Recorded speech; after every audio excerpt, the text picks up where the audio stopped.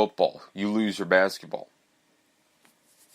Now, in that case, that was not with the basketball team. That was just with football.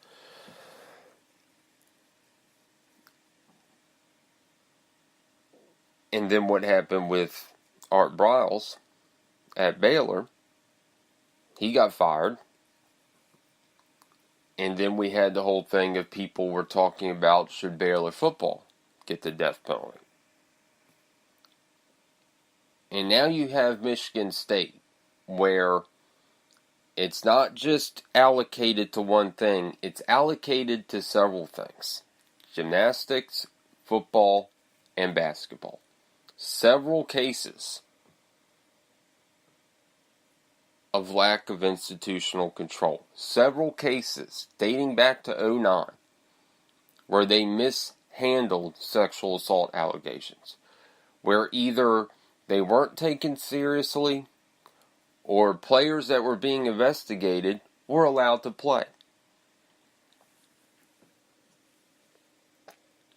Going back to 2010, 2011, there was a player on Tom Izzo's Michigan State basketball team that assaulted a woman and then was accused of a rape and was still allowed to play when the team made it to the Final Four that year. That player was under investigation for assault and rape, and he was still allowed to play in the Final Four for Michigan State.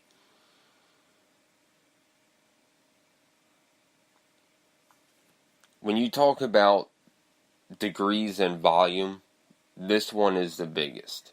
Because it's not just, like I said, Penn State, Baylor, they're all evil and wrong and tragic in their own right. But with Michigan State, it's literally a whole university. It's not just a football, it's not just a basketball. It's how the whole university mishandled allegations and swept them under the rug and allowed this doctor to continue to practice and to continue to abuse women. But, as we now know from transcripts, it wasn't just mishandling in Larry Nassar, it was also the mishandling of players that were accused of sexual assault.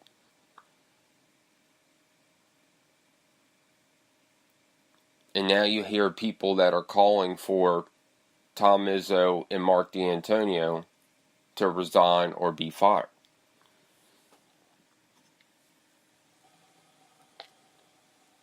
I don't know what's going to happen here, but for Michigan State, this is a really bad look.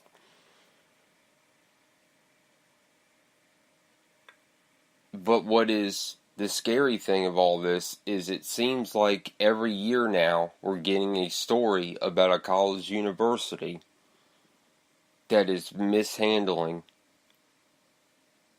sexual assault allegations. And it makes you wonder, it makes you think, where else is this going on? And I've had one person tell me that this type of stuff happens at almost every university. It's just a question of how deep does it go? How far does it spread? And for Michigan State, it's spread across all sports and the whole university.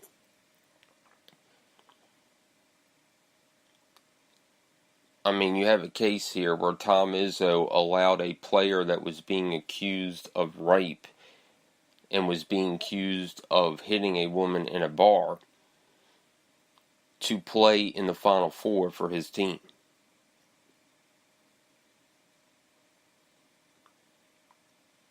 And then you have, with college football, with Mark D'Antonio, there were 16 football players that were accused of sexual assault under him that never really fully got investigated.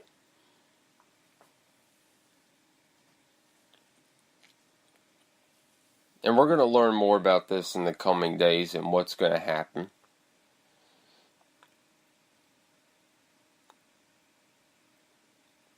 But we go back to Baylor with Art Briles, because there were people that said if the NCAA does not give them the death penalty, they're not going to give it to anybody.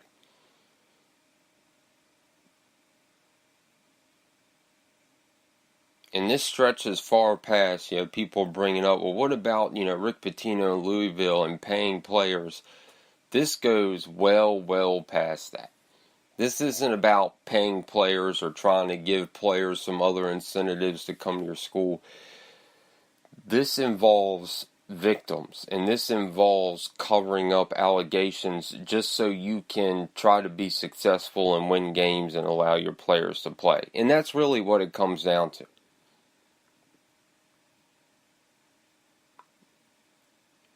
I mean, coaches aren't going to purposely mishandle sexual assault allegations for no reason.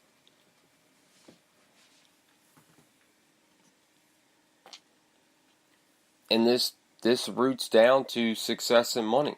For a college coach, there's a lot of money to be made. There's a lot of success to be had.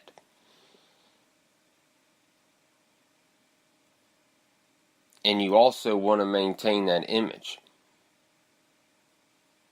And if you have to suspend players for sexual assault allegations and investigations, one, doesn't look good on you, and two, it's going to hurt you winning games, which is going to prevent you from making more money.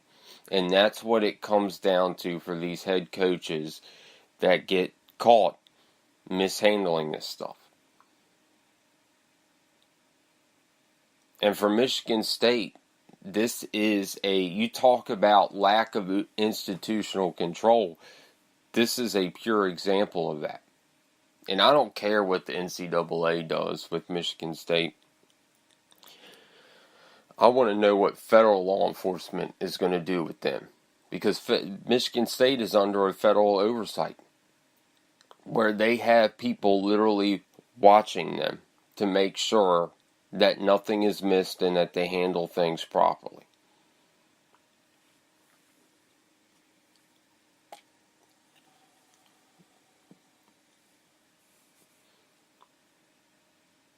But as far as this now, and the floodgates open on Friday. Once Athletic Director Mark Hollis of Michigan State stepped down on Friday, that's when the floodgates opened.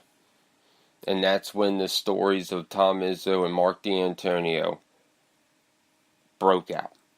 And we realized how deep this went. And how many victims' allegations were swiped under the rug.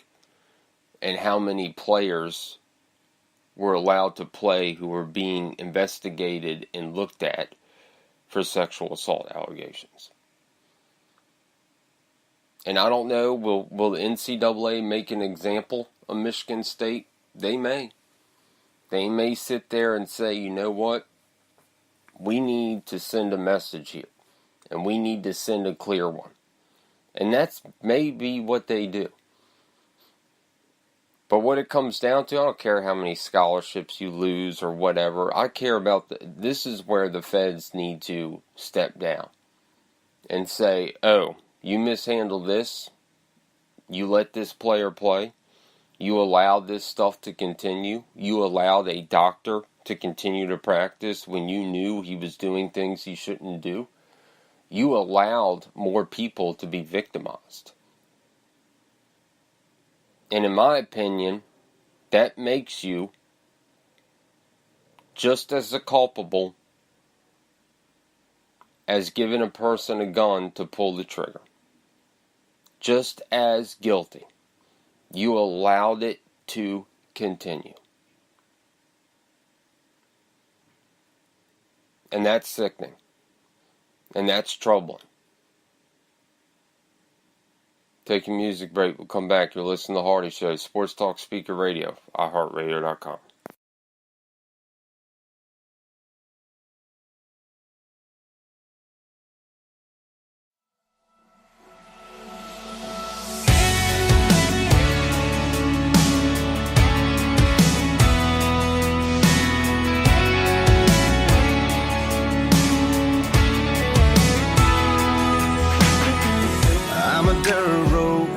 in the headlights. I'm a mama's boy, I'm a fist fight. Kinda county line, kinda cold beer. Little hat down, little John Deere. I kinda give a damn, I kinda don't care. You see the girl standing right there. She loves a small town boy like me. She's my ride or die, baby. She's my cool, she's my crazy. She's my laid back in the front seat. She's my with me till the end, girl. I'm turning up the 10, girl. She can have anybody that she wants to be, anywhere she wants to be. She loves a small town boy like me. She likes my t-shirt, she likes my old boots, likes to slow dance to some old school. She take a full moon over them city nights, and I ain't scared to get all up in them bright lights. Yeah, I can smooth it out, I can stink it up. I guess that's why she can't get enough of a small town boy like me. She's my ride or die, baby. She's my cool, she's my crazy. She's my laid back in the front seat. She's my with me till the end, girl. I'm turning up the 10, girl. She can have anybody that she wants to be, anywhere she wants to be. She loves a small town boy like me. She loves a small town boy like me.